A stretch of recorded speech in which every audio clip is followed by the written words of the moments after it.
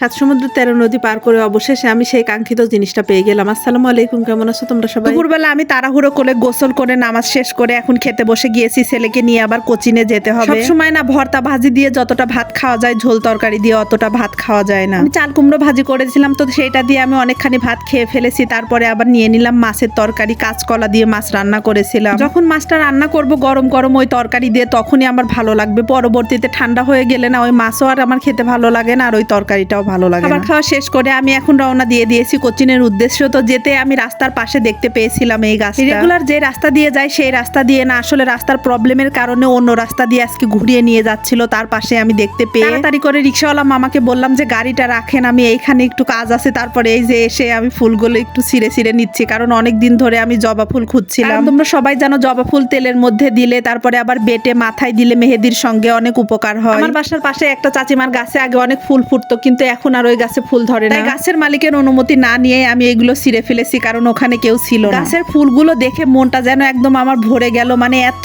সুন্দর ফুল ফুটেছে আর অনেক বড় গাছ, এগুলো দেখে আর লোভ সামলাতে পারলাম না। কয়েকটা ফুল ছিঁড়ে নিলাম। দেখা হবে নেক্সট কোন ভিডিওতে। আল্লাহ হাফেজ।